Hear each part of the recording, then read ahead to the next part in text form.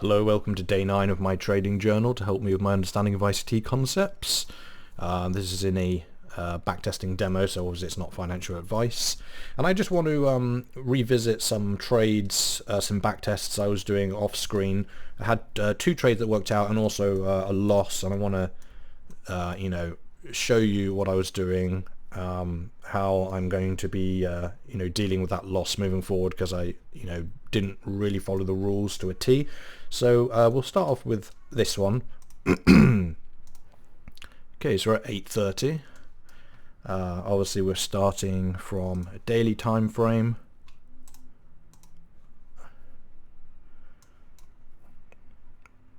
So that's the Monday. So we obviously wouldn't be seeing this whole candle if we were looking at the day. It would just be forming. But we've looked at the daily time frame. We've identified the sell side imbalance here, some sell side liquidity. So that's what we're doing. We're asking, where is the liquidity? Looks like it's up there. We've also got these. Let's just go back like that. So that's sort of what we were looking at, and we're trying to find what price is going to do. So I'm looking at these equal lows here. So I'm sort of thinking, it looks like for Monday, price is probably going to want to, move to here. I'll also make note of this as well. That's a daily fair value gap.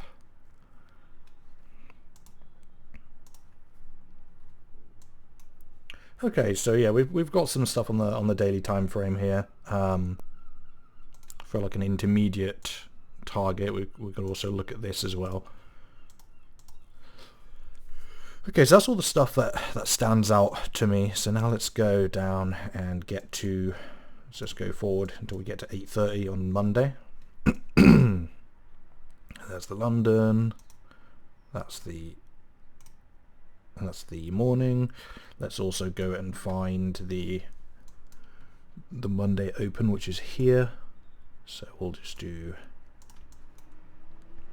this is going to be our weekly open here, so I'll put that in white.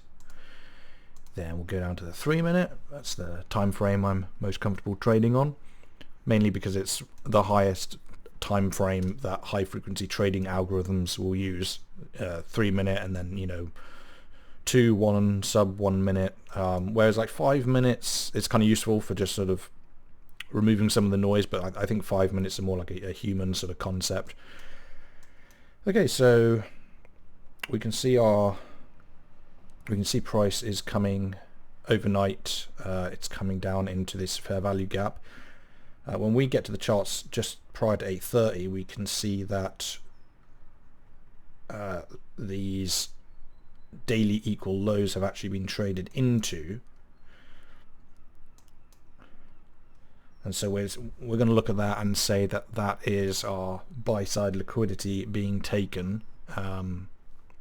So we're now expecting things to be bullish because we're below the open. So now I'm pretty confident. I'm looking for long positions. Then I'm looking at this and I'm seeing, okay, that kind of looks like a market structure shift. I was sort of looking at this thinking, well, maybe that's a 2022 model, but I want to sort of see the morning Judas swing, see what that does, because this kind of helps us determine the bias, but I want to see what that big move in the morning does. So I'm seeing, I'm seeing like the most significant low prior to 8:30 here. Also seeing some equal lows here. So even though I'm bullish, I'm anticipating some sort of Judas move to take out this liquidity, possibly even down here as well. So I kind of want to wait for that. I don't just want to jump in here, say that's a fair value gap, enter a trade, and then get stopped out. I don't think we would be following the rules properly, would we? Buy side taken, market structure, shift, fair value gap within a premium, within a discount. price below the New York Open. And this is kind of this is why the first rule, buy side liquidity being taken, is really important, because this kind of looks like it's meeting all of the rules. But we haven't had that Judas move that can happen in the morning session yet. This is still like a consolidation. So it comes in, enters us into the trade. And we start to get some volume, and we get stopped out. And that's because this here was the Judas move that we were waiting for. So although on the daily time frame we've had buy side liquidity, so on a daily perspective we're expecting price to go up, but on a 3-minute time frame we haven't actually taken any of the liquidity before this move here. You know, we were probably saying that would be liquidity, and you know, the most obvious high and most obvious low prior to 8:30. So we never actually took liquidity, so that's why I'm going to make more of a note to try and, you know, wait for that Judas move, that sort of that big move that makes it look like price is it's to, you know, fool traders into thinking price is going to the downside here. Kind of looks like it's breaking out of a trend line break or something.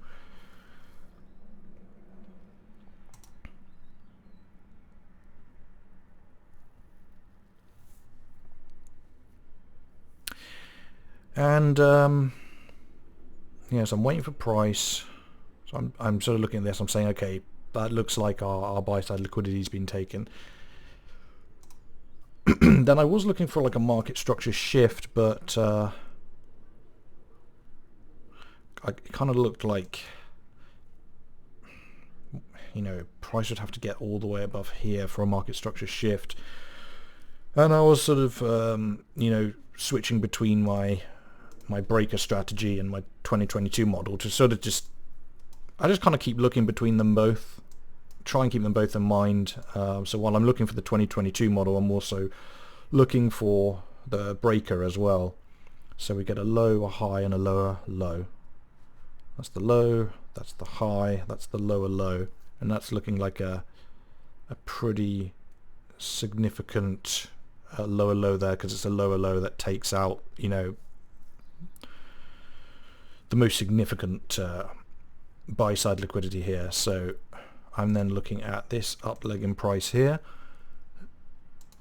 Now I know it's the last up leg in price, but what I like to do is just go up to, say, like a 5-minute, see, do these candles all sort of like, you know, blend together, and they sort of do there. So I'm just gonna lump all those candles together because they join up on the 5-minute.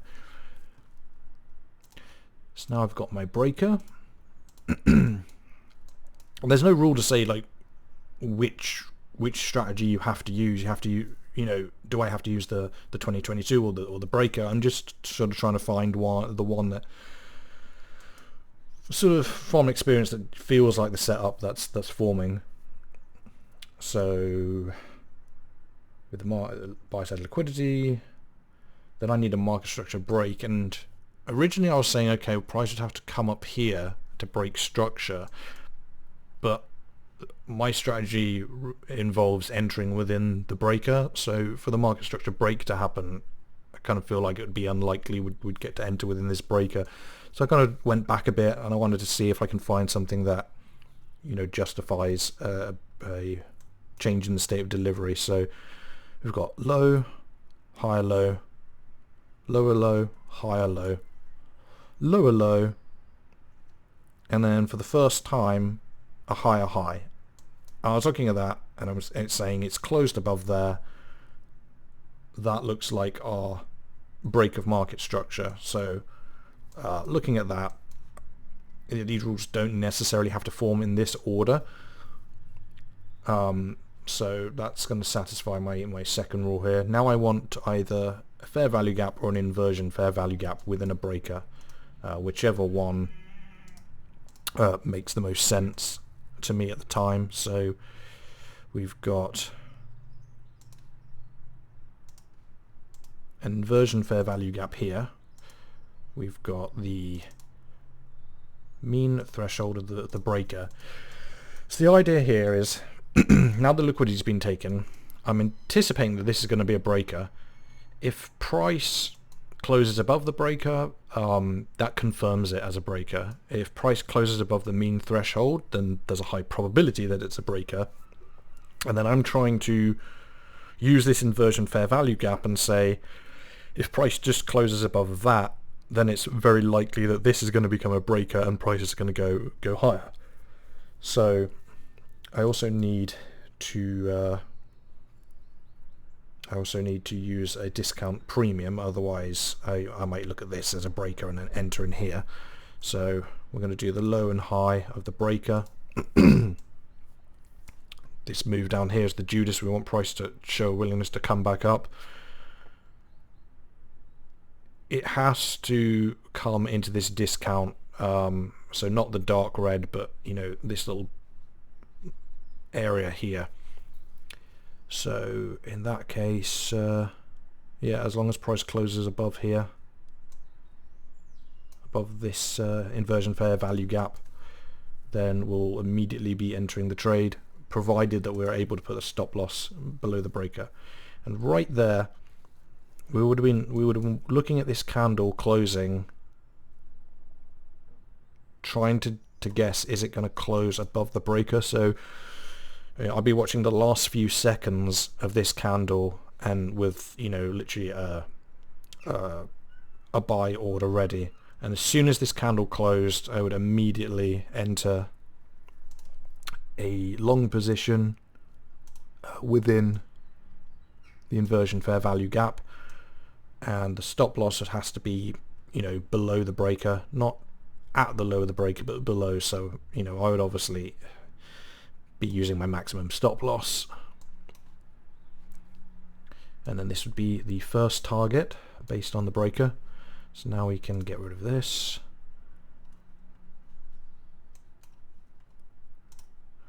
Price wicks down into this breaker.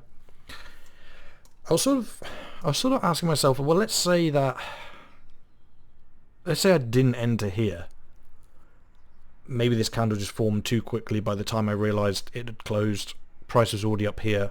I was sort of pondering the idea, well, could we then say, if price closes above the mean threshold, could we then say put our second entry at the mean threshold of the breaker with the stop loss? The stop loss would have to, it would have to encompass the breaker there, so there'd be more risk for entering later, and it just about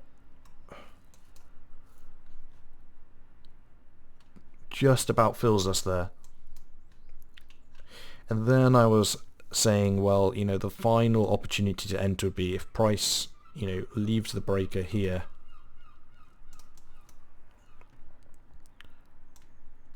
It's closed above the inversion, it's closed above the mean threshold, delivered from the mean threshold. Now it's closed above the breaker.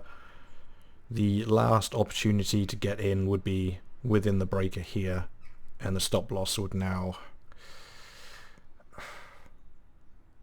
have to at least be below the mean threshold, but with the understanding that higher chance of us getting stopped out because price might wick back into the mean threshold again.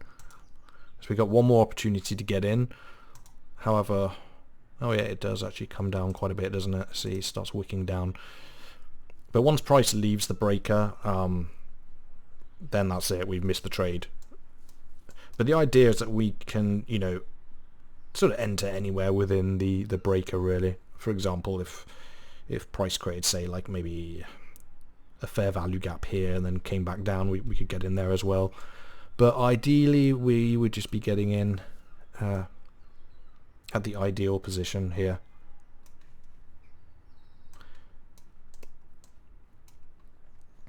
And if we were still looking at the 2022 model, we'd be looking at this fair value gap here, waiting for price to come back down into that one. Let's see, we'd be using a fair value gap within the discount here. Probably going for the safest option, this one, and of course we would have never got filled, so that's why I like to have the two strategies. Okay, so we start letting this trade play out. Price is shooting towards our target, and this is where it would be nice to be able to have two trades on, one that reaches the target and the other one, and then keep, say, a partial to see how far price goes. However, when I start, I'm only going to be able to trade with one micro contract, so if I'm seeing sort of price create a market structure shift high here, this really looks like it's going to be a runner. I don't just want to take profit here, so maybe I take a bit of a risk and I start using my rules to determine where to get out. So we're going to be using the trade invalidated here to figure out where to get out. Probably wouldn't do this in the beginning, but you know, at some point I'm going to want to let a runner run, aren't I? You know, so we'll look at these rules and figure out when to get out. So we're simply looking for a swing high to be formed, and then we're going to see what the next swing high does. Not seeing any reason for price to come back down. I'm not seeing any displacement, no fair value gaps. It's already left the breaker, so get a little bit of a push down.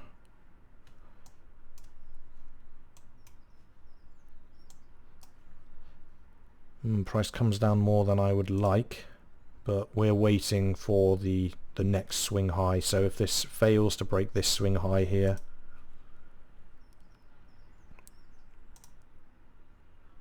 okay, it breaks the swing high, so we're good. That's fine.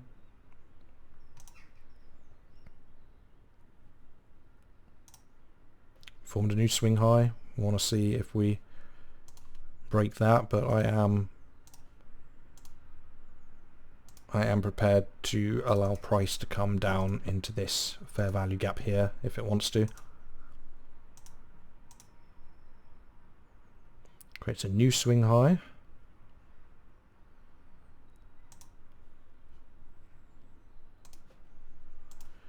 Okay, we've got a fair value gap here, so I'm anticipating that price might want to come back into there.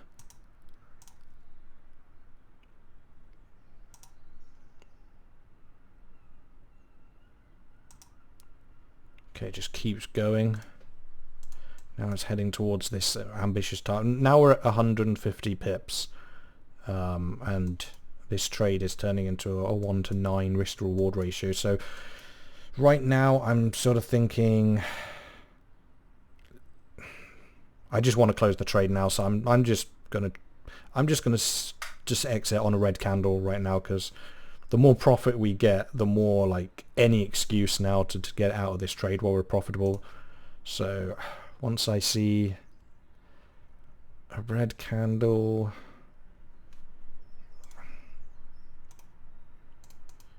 a fair value gap here, let's just see what the next candle is. That's another green. I'm going to increase this a little bit more. Oops, I actually just moved that, didn't I? It was supposed to be there. Oh, let's look at, has it been taking liquidity? You know what, we've got these highs here, it's just taken those.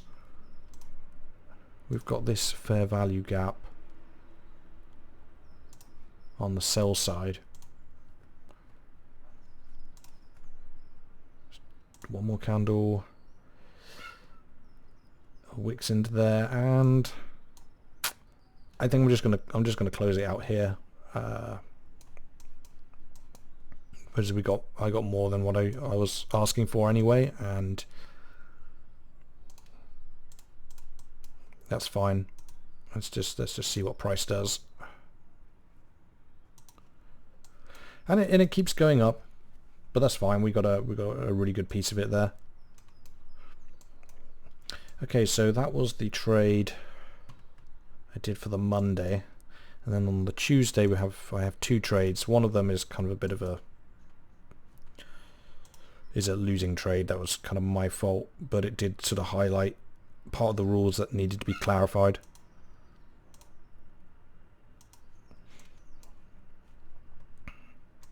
So on a daily perspective, we're still expecting things to be bearish here, bullish, sorry.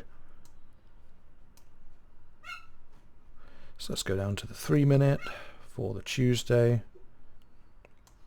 Well, on as on a weekly perspective, we're expecting price to go up, but we've crossed above the weekly open, so we might be looking for some sort of a retracement.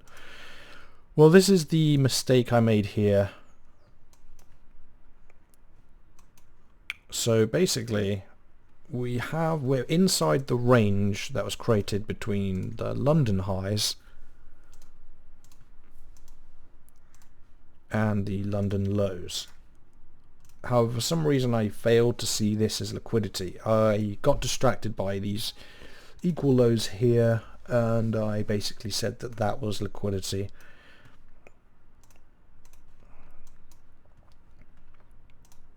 So we're going to the morning session. I'm waiting for price to break one of these levels. So I look at that, mistakenly look at this as, say, the Judas move. That's buy side liquidity taken.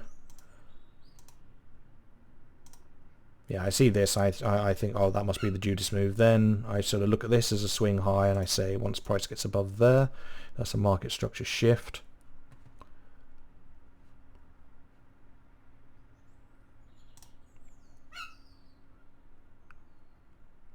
Not really seeing any fair value gaps here. So I think I might have done is looked at the breaker again, because that seems to work out quite well for me. And yeah, I sort of saw the low, the high, the lower low, low, high, lower low. So then I draw this out as the breaker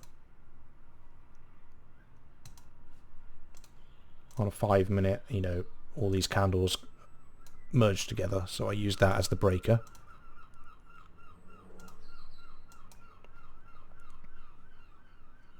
Then I say I want a break of structure, and I look at this here as the break of structure, closing above a high here.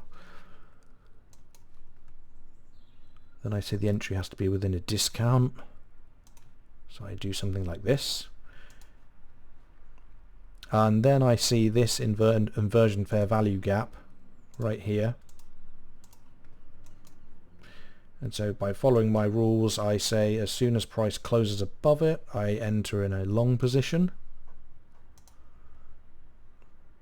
Stop loss has to be below the breaker, so again, maximum stop loss.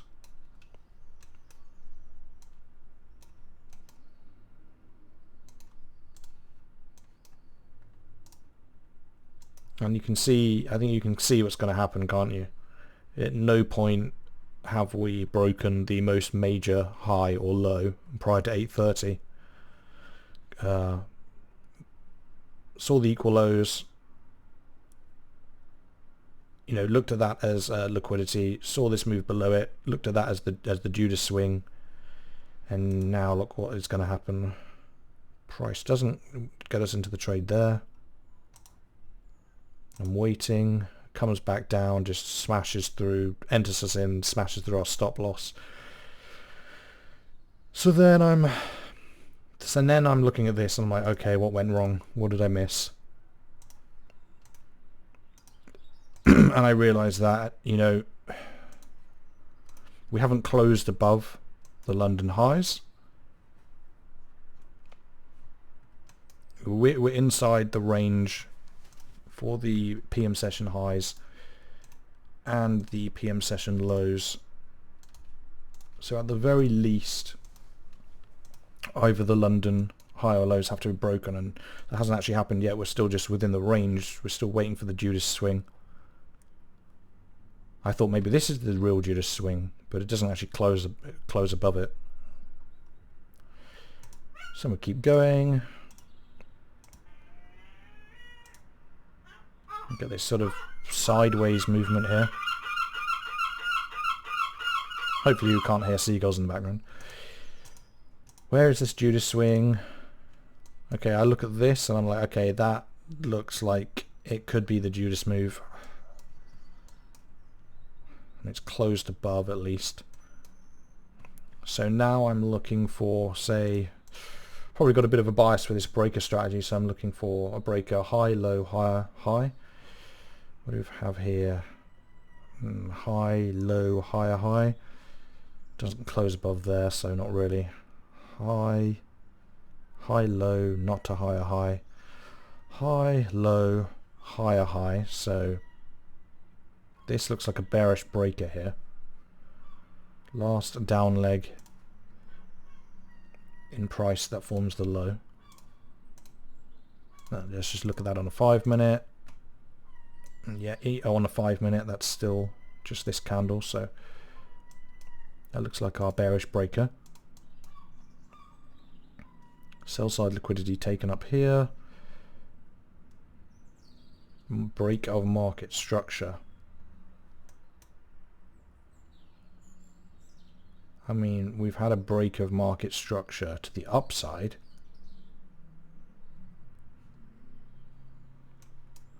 So price was coming down, making lower lows, higher lows, and then for the first time it created a high which broke this.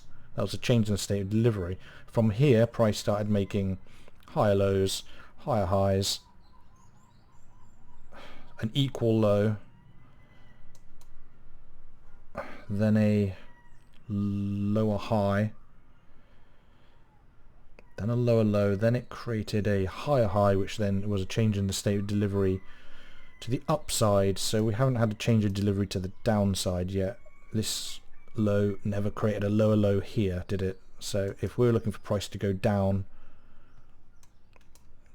we need price to create a break of structure.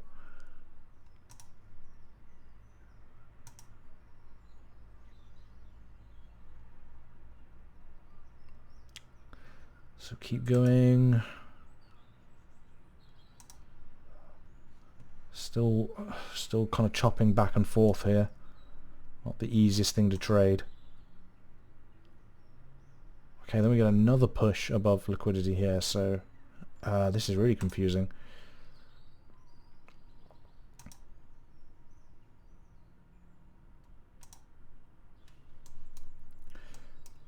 So I incorrectly assumed this was the Judas move, then I assumed this was the Judas move, then I assumed this was it, but it's really obvious in hindsight this was the Judas move. Looks like price is going to be bullish.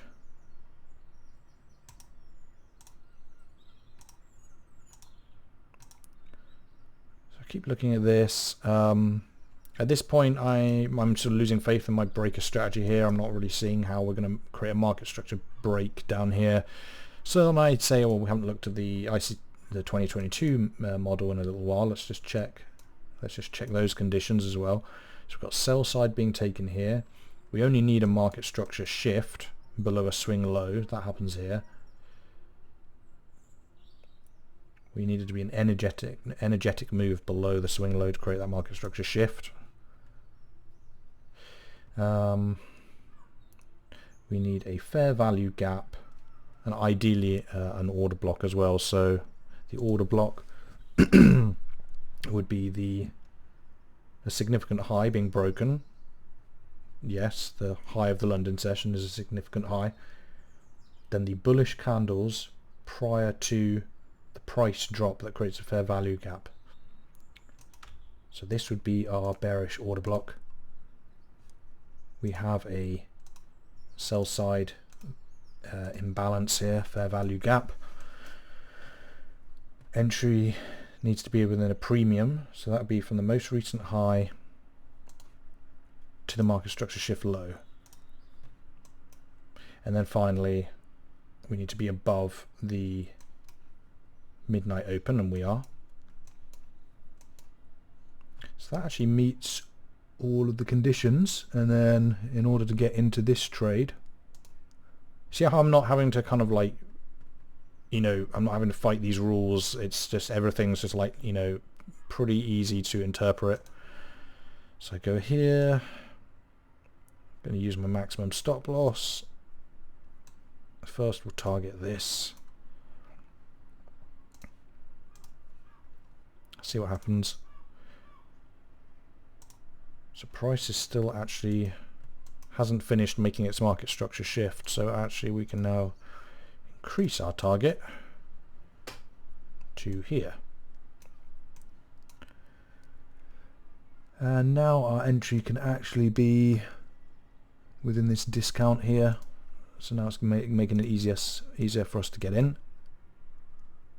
Stop loss is just above the high of this candle here as well. So it's a reasonable stop loss. Price wicks in. Just left the morning session. We're looking for trades between 8:30 and 11, so our trade setup formed within the 11 o'clock window here. We get entered into the trade. Now trade's out of our hands. Are we going to get stopped out? If it's going to work, it should work in our favor straight away. So we should know very quickly whether we're going to be right or wrong. Okay, price starts moving away. Looks like it comes back into it again. And obviously that's a sigh of relief once we see that.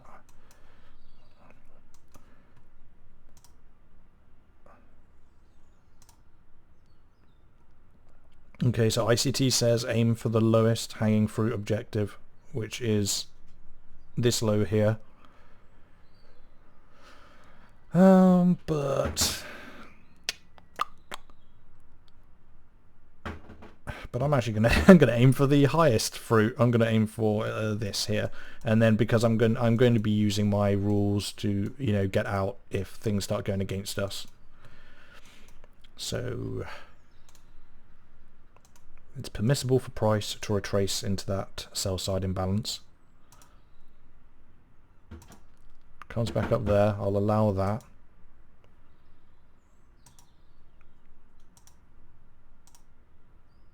Okay, that looks like our swing low. So price might want to come back up there. But I want to see what the next swing low is. I want to see the swing low get broken. Okay, it comes back into... That will be our second opportunity to get into the trade. So that's fine. Now I want an obvious swing low formed by red candles.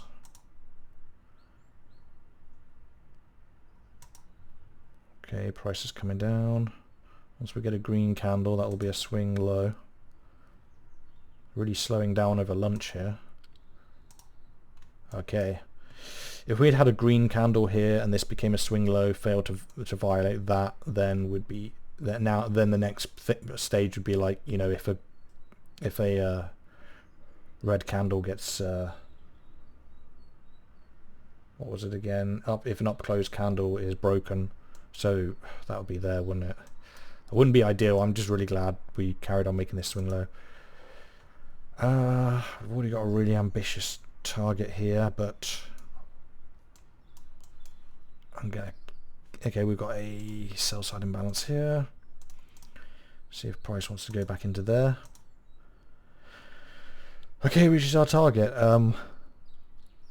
Let's just see how far we can go with this. This is going to backfire on me at some point.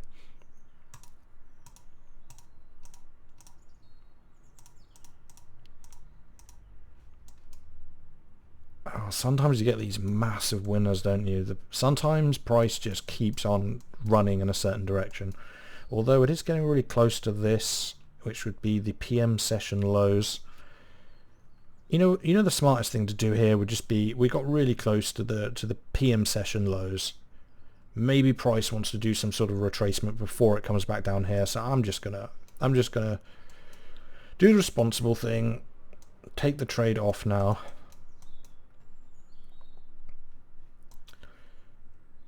See what price does.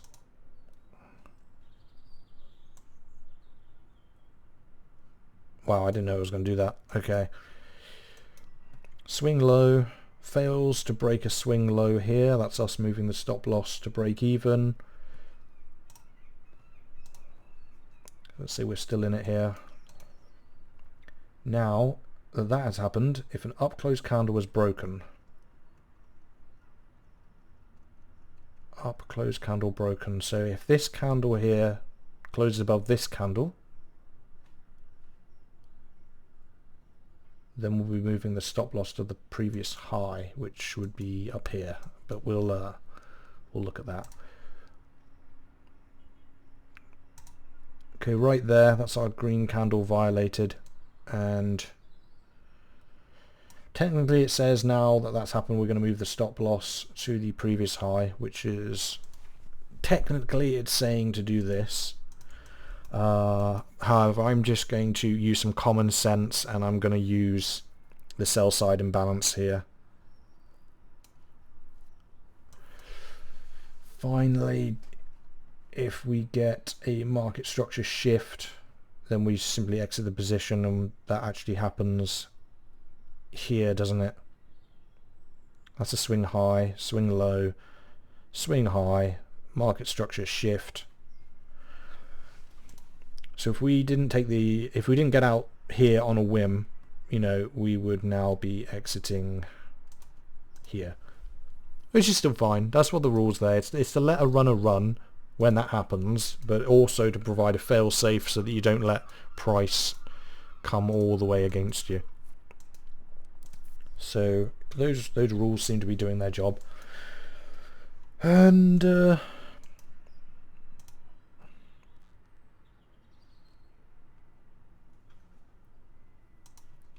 think that was the trades I was looking at. I said I took 3, don't I? But I actually can't remember where the other trade was.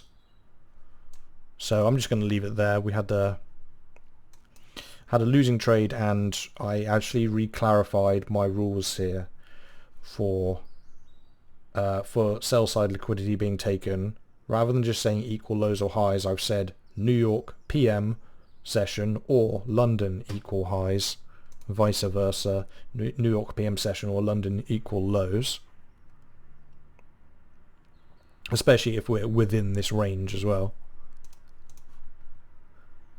I'll have to update that for the breaker as well, but I think yeah, I think we made some good progress. It's nice to actually see these rules actually, you know, working. The more times I see this pattern repeat on the chart, the more times I see my strategy working. I know we could say like, well, you have some kind of hindsight, you're in a market replay, but I mean, you can see me going through here, and you know, I have to have these rules. So it doesn't matter if I can see all of the candles or if I haven't seen them, or if I'm scrolling back and looking at them with hindsight. I'm still forcing myself to be, you know, really strict in these have to be met. This loss here was where I, you know, well, I hadn't actually seen what price was going to do. I thought that this was the sweep on liquidity. I thought this was the Judas swing here, and you know, I thought, right, Judas swing below the equal lows, that means price is going to go up. And I mean, to be fair, it did go up. I, you know, tried to enter in here, didn't I? Stop loss got taken out. So it's not that price didn't deliver based on that logic. It's just that, you know, I kind of, the whole point of understanding the liquidity is to understand, you know, time and price, and that at a certain time of day different things happen. Like in the morning session, it's usually, we have a sort of a smaller range. There's usually a bunch of volatility that comes in at 8:30. At some point within the AM session, it could happen at 8:30. In this case, it happened at about 10:30. There'll be some big Judas move to trick traders into thinking that price is going in one direction, to gather as much liquidity as possible so that price can actually go. So that's the power of 3, isn't it? That would be accumulation. That would be this. manipulation. Let's do it with this. So this is accumulation, manipulation, and then distribution.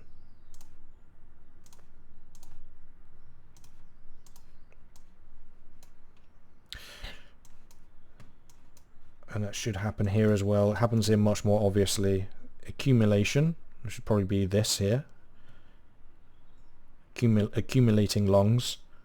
Manipulation, make price look like it's going lower to try and get all the liquidity of everyone who was in a long position. This makes it look like price is going down, so you accumulate a bunch of sell stops. You know, people put their sell orders in, they see price coming down, they're putting you know, their liquidity here. Anyone who was short here has their stop loss here. You know, anyone who was short here has their stop loss here. Once we get the manipulation, then we get the real move, the distribution. So here the Judas swing happens at about 940. But now I understand the importance of waiting for that move. The fact that we know that Judas swing is going to happen should be a huge advantage. There should be like knowing something is going to happen before it happens. Imagine you didn't even know the concept of the Judas swing, and every time this happened, you just got stopped out. The fact that we know it, we should be waiting for it. So yeah, I'm going to leave that one there. Let me know if you have any questions. Thanks for watching.